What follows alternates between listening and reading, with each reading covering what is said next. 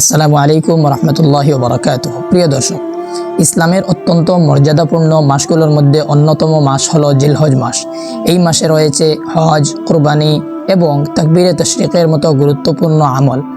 আজকের এই ছোট্ট ভিডিওতে আমরা জানব জিলহজ মাসের ফজিলত, তাকবীরে তাশরিক পড়ার নিয়ম এবং সঠিক উচ্চারণ এবং কখন পড়তে হয়। সম্মানিত দর্শক, জিলহজ মাস হলো ইসলামের 12 মাসের শেষ মাস এবং 4টি সম্মানিত মাসের মধ্যে একটি।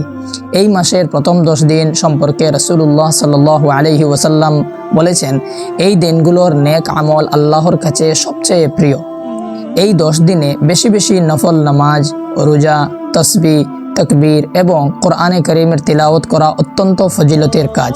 বিশেষ করে 9 জিলহজ অর্থাৎ আরাফার দিনে রোজা 1 বছরের গুনাহ মাফের কারণ হয়। আর 10 জিলহজ থেকে শুরু হয় কুরবানির গুরুত্বপূর্ণ আমল তাকবীরে তাশরিক। আইয়ামে তাশরিক আসার পর তাকবীরে তাশরিক পড়তে হয়। হানাফি মযহব অনুযায়ী 9 জিলহজ ফজরের নামাজ থেকে শুরু করে 13 জিলহজ আসরের নামাজ পর্যন্ত প্রত্যেক ফরজ নামাজের পর একবার তাকবীরে তাশরিক পড়া ওয়াজিব। পুরুষগণ একটু উচ্চস্বরে এবং মহিলাগণ আস্তে আস্তে পড়বেন। জামাতে নামাজ পড়ুন বা একাকী নামাজ পড়ুন, প্রত্যেক প্রাপ্তবয়স্ক মুসলিমের জন্য এই তাকবীর পড়া জরুরি।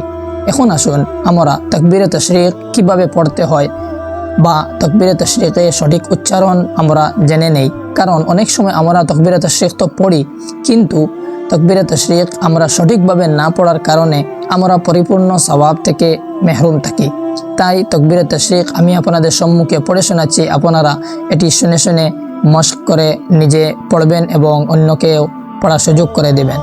তাকবীরে তাশরিক হলো আল্লাহু আকবার, আল্লাহু আকবার, লা ইলাহা ইল্লাল্লাহু, আল্লাহু আকবার, আল্লাহু আকবার, ওয়ালিল্লাহিল হামদ। আমি আবারও পাঠ করছি, আল্লাহু আকবার, আল্লাহু আকবার, লা ইলাহা ইল্লাল্লাহু, আল্লাহু আকবার, আল্লাহু আকবার, ওয়ালিল্লাহিল হামদ। তাই আসুন এই বরকতময় জিলহজ মাসকে আমরা গুনাহ থেকে বাঁচিয়ে ইবাদতের মাধ্যমে অতিবাহিত করি। বেশি বেশি তাকবীর, তাসবিহ, তিলাওয়াত এবং নেক আমল করি। এবং সর্বশেষে ভিডিওটি ভালো লাগলে অবশ্যই লাইক, কমেন্ট, শেয়ার করবেন এবং ফলো করতেও ভুলবেন না। আসসালামু আলাইকুম রহমতুল্লাহি ওয়া বারাকাতুহু।